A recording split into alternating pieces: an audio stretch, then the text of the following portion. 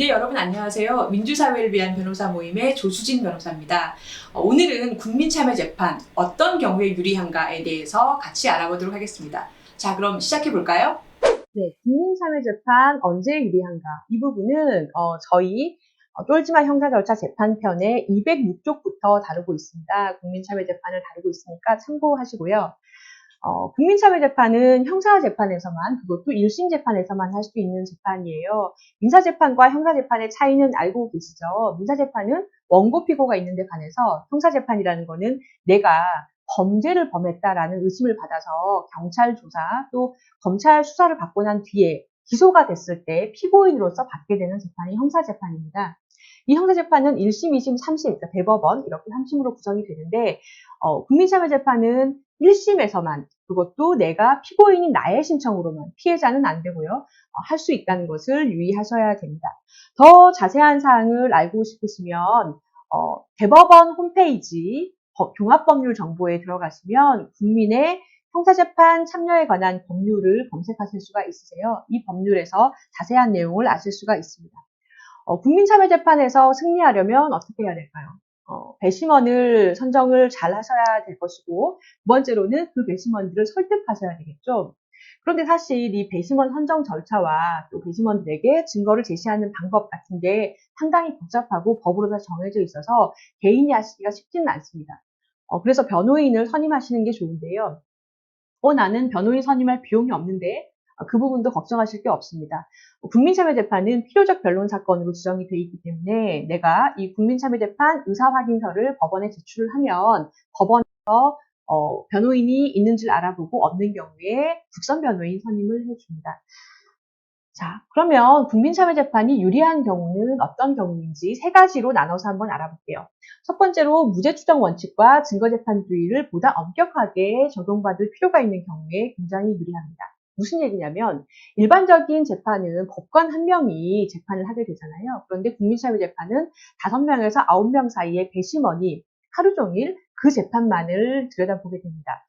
예를 하나 들어보면 증인들 간의 진술이 첨예하게 갈리는 사건이 있다고 해요. 그러면 법관 한 명이 그 증인의 그런 진술들의 신빙성을 판단하는 것보다는 여러 명의 또 다양한 경험을 가진 20대 이상의 연령의 자녀가 모두 모여서 누구 말이 믿을 만한가를 판단하는 게 훨씬 유리하겠죠.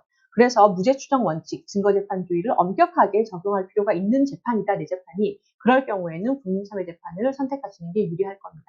두 번째로는 법제도가 국민의 상식과 정서를 미처 따라오지 못한 재판의 경우에 유리한데요. 제가 했던 재판 중에 장발장 사건이라 할 만한 게 있었어요. 경제적으로 굉장히 어려운 상황에서 처도 몸져 누워있는 상황에서 대형마트에 가서 자기도 모르게 절도를 한 사건이었는데요.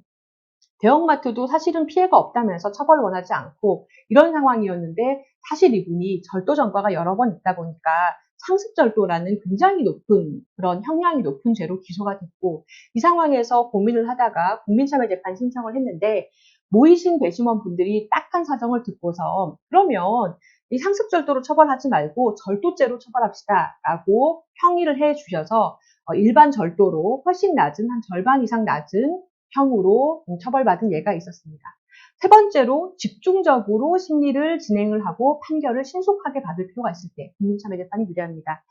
배심원들이 있기 때문에 국민참여재판은 하루 종일 진행을 하게 되고 일반 재판이 한 달에 한 번 정도 보통 띄엄띄엄 이렇게 6개월, 8개월씩, 1년씩 진행을 하잖아요. 국민참여재판은 하루 이틀 또는 3일에 몰아서 재판을 할 수밖에 없습니다. 그렇기 때문에 집중적으로 심리를 받는다라는 만족감이 상당히 크고 또 빠른 선고를 받을 수가 있다라는 장점이 있습니다.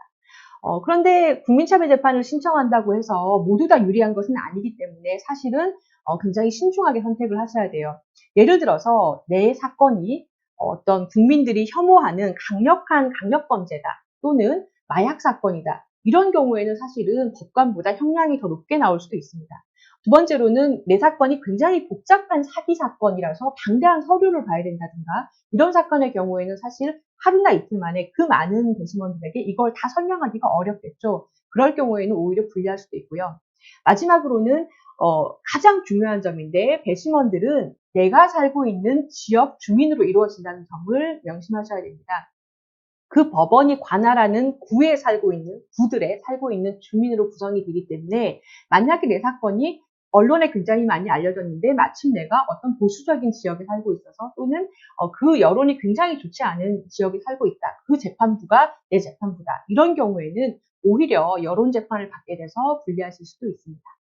오늘은 국민참여재판이 언제 유리하고 불리한가 기본적인 사항을 알아봤는데요. 다음번에는 배심원들은 어떤 절차를 거쳐서 판단을 내리는가에 대해서 알아보도록 하겠습니다. 감사합니다.